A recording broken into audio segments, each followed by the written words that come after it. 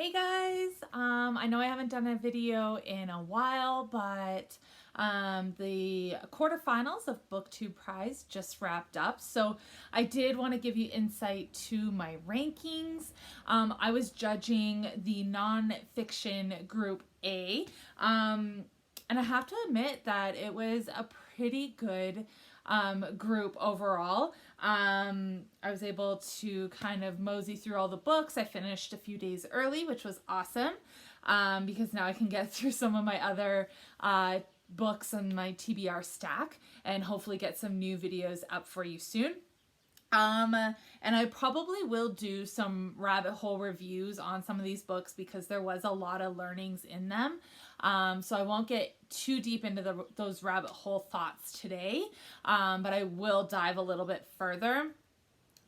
So I guess first off, I'll start my sixth place book, so the bottom place book, and I'll work my way up to number 1. So in sixth place, I put Maid. This book was really underwhelming for me. I had really high expectations going into it. I've come from a family of women who have done cleaning work, and specifically my mom, she worked her way up out of a cleaning position into an administrative role, and I actually started out very young as a chambermaid at a hotel, and so I guess I was just looking for a little bit more of a full journey, and I felt that it was just a little bit more of kind of a place, like it was more of a journal.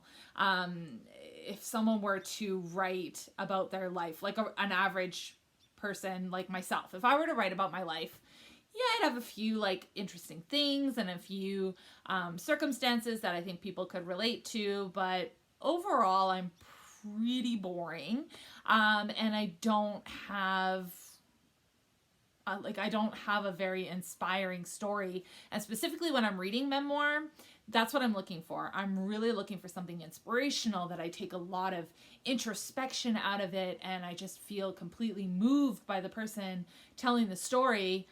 And I didn't feel that Stephanie really kind of dove into an introspective journey for me at all.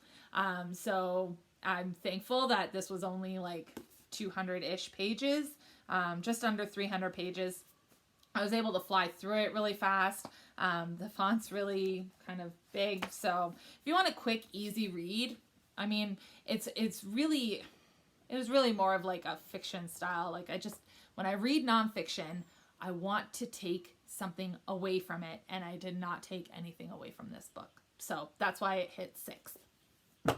So in 5th position, I did The Yellow House by Sarah Broom. This book actually moved on to the semis, so congrats, Sarah. I actually really was interested in the topic and content of this book, and I found that it really touched on a lot of things that I didn't know about. But my main issue, I guess, with the writing of this book is that the author, Sarah, she goes through quite a few different storylines, but I don't feel like she ever really sings the full note of the storylines. And so I find myself getting really into what she was writing about, and I'd be really interested in learning more about the topic, and I couldn't wait to see how it kind of unraveled. And then she would kind of stop and pivot to a different topic. So I never really felt that full degree of satisfaction from her writing. I think that she had a really good concept. I think that the topic is one that needs to be discussed.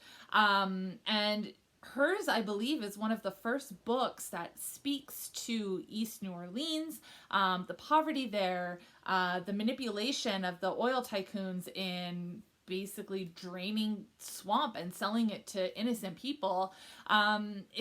it's all very important, and especially in today's society, to learn about how people are set up at a disadvantage, benefiting to the people of white privilege. And that very much happened in Sarah's story and with what happened with Hurricane Katrina.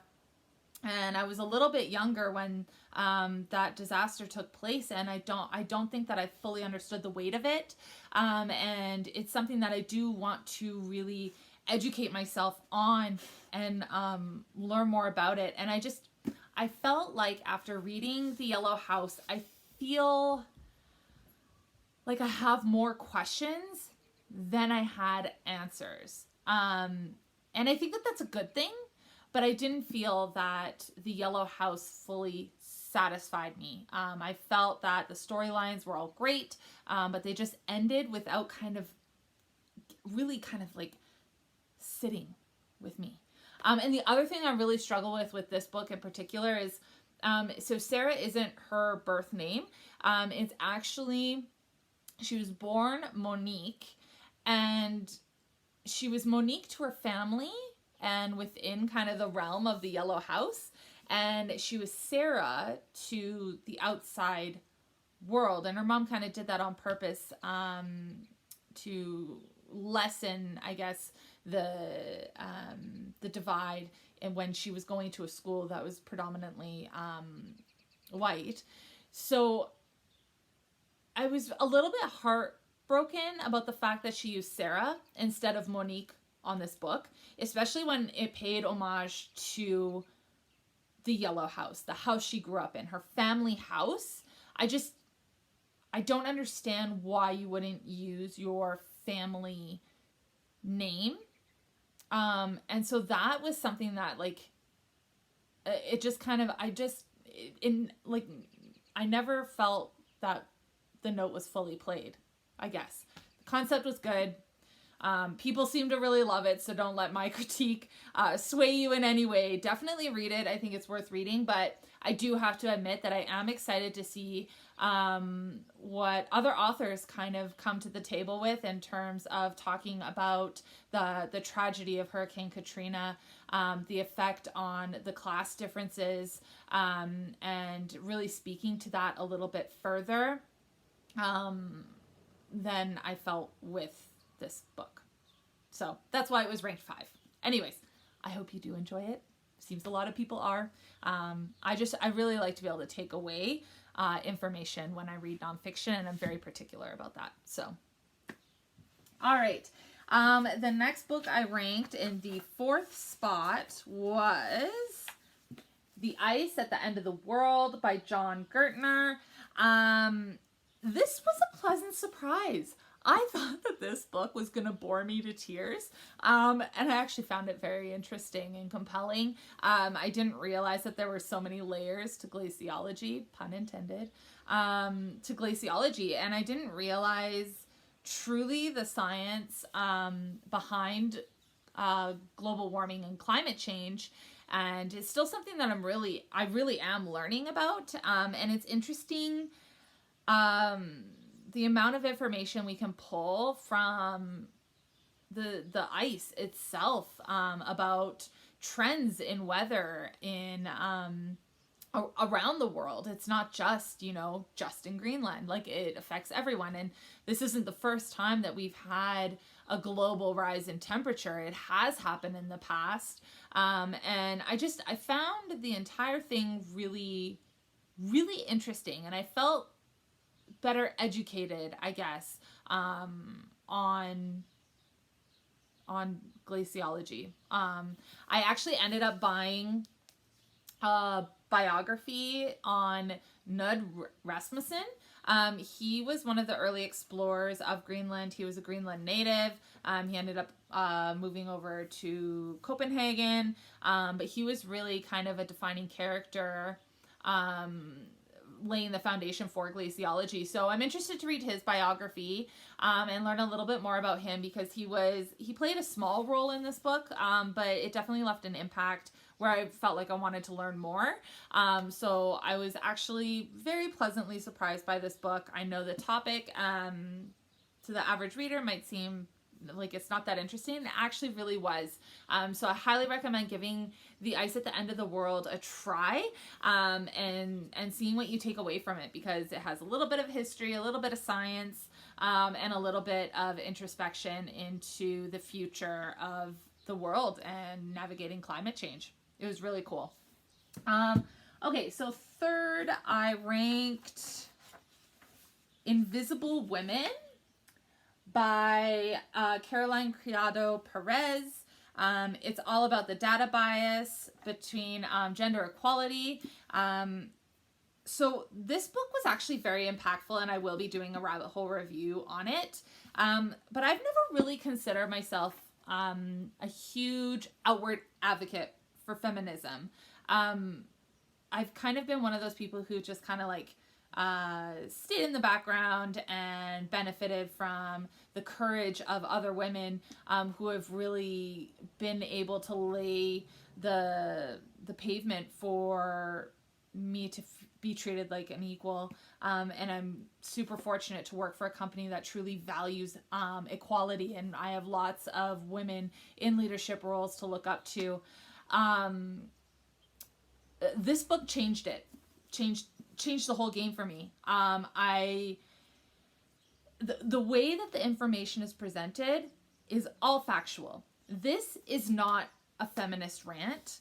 And I don't mean that in an offensive way, but I really want the men and the business professionals who are watching this to read this book. It is incredible the amount of decisions that are made across all industries, across all levels of business, that are biased to data that does not favor equality. We are missing data. We need new data. We need to be able to make better informed decisions. And that's who I am as a person. I think that we need to make the most informed decisions that we can. And it was shocking to me the amount of factual data that the author presented to state why cars are designed for the safety of men. What? Or why snow clearing in cities is favored for men. Or why medical research specifically around products like birth control that women use are still favored to men. And she goes through it all. I think that any business professional needs to read this book, and it has nothing to do with a feminist agenda. It has everything to do with making informed decisions for your consumers, and 50% most likely of your consumers are female. So please read Invisible Women. It is so important. I'm recommending it to everyone I work with who will listen to me talk about books. This is a game changer. Invisible Women. It's a game changer. And it's a necessary read. She's very matter of fact. She provides excellently phrased arguments. It's just a really well-written book about a really important topic. So this was my number 3. Please, please, please pick it up so that we can be making better informed decisions as a society. It's so incredibly important. Okay. Number 2, I ranked Say Nothing by Patrick Radden. This I personally just enjoyed this book immensely. I love the topic. I visited Belfast 2018, and it was a very eye-opening experience. I wish that I would have been able to read this book before. Obviously, it wasn't published. But if you are ever planning to travel to Belfast, obviously, once international travel opens up, please make sure that you pick up this book and read it, because it really dives into the history of the Troubles and some really key individuals, and it really provides a lot of deep insight to the inner workings of the IRA. I found it incredibly captivating. I didn't want to put it down. I loved it. It's a little bit of a crime thriller. If you like kind of true crime, it's a really good book to read. The history was just, it was really well researched, and it stayed on topic. I didn't find that it went off into any kind of tangents and lost me. It stayed kind of the course throughout, and it wrapped up with a neat little ending. So I definitely recommend Say Nothing to any history readers. I really, really, really enjoyed this book personally. It just, as a history reader and somebody who's visited Belfast, I loved it. So it ranked number 2 on my list. And it moved forward. Yes. Okay, first on my list, I will dive into this book at some point. It's amazing. I will dive into it at some point. But it is Know My Name by Chanel Miller. Truthfully, I wasn't certain that I would love this book as much as I did. And I guess I'll just be very open with you guys. I have been very fortunate in life to have had a mother that was very aware of the dangers of sexual predation, and she very much shielded me from that growing up. So I never experienced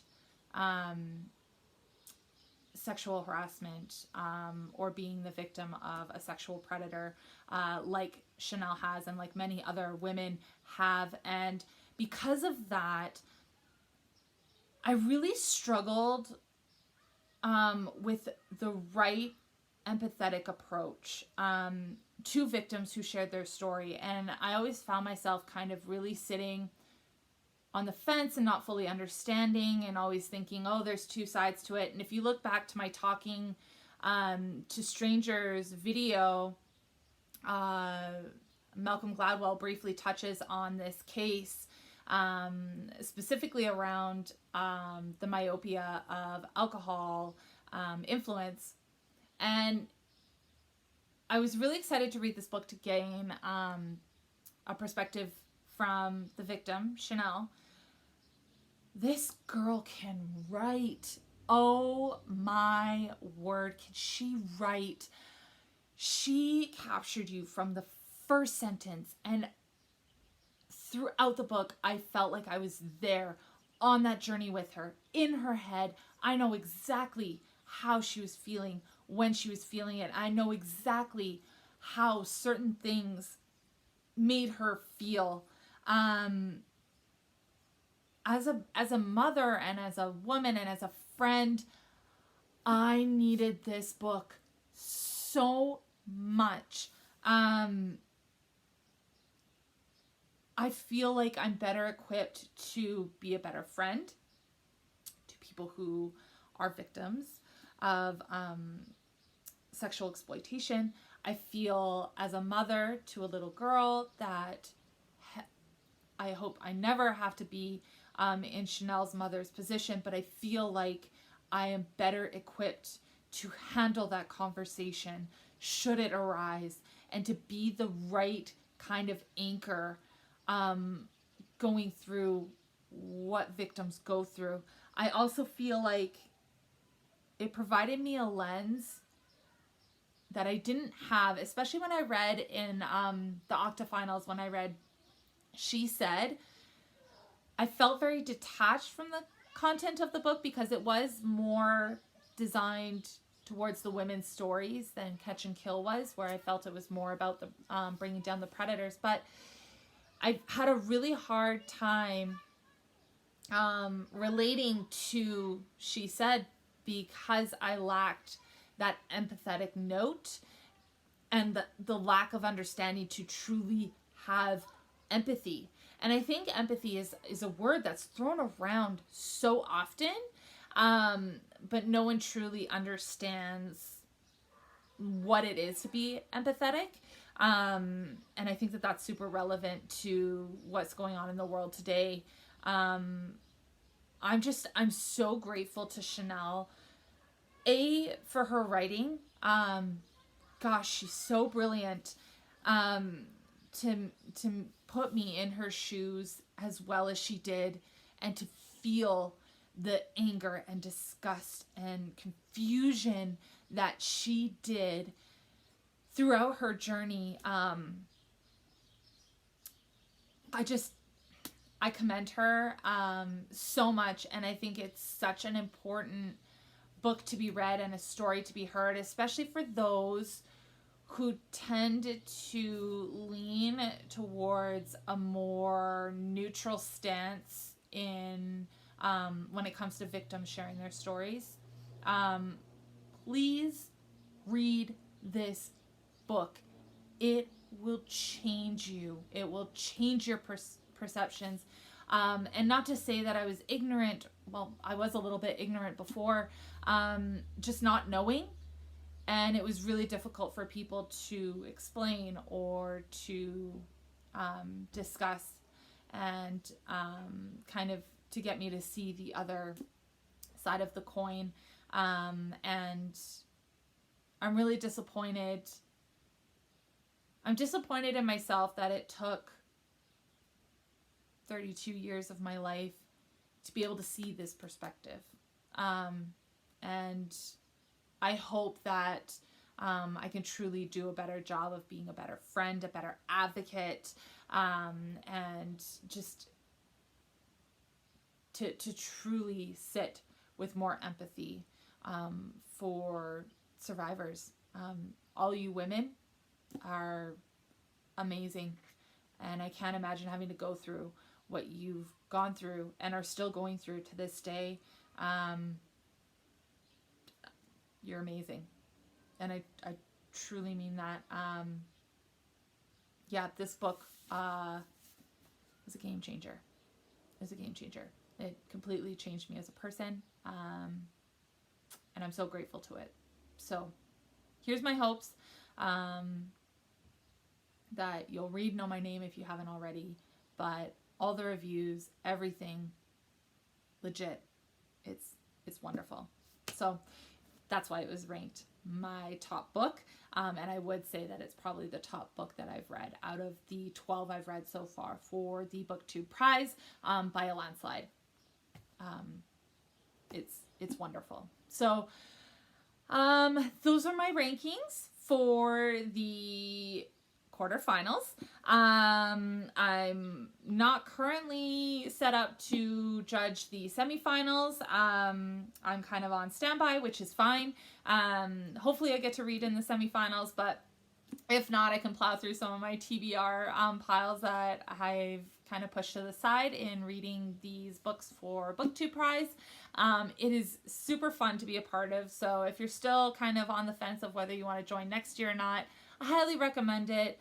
You're definitely going to read books that you wouldn't normally read.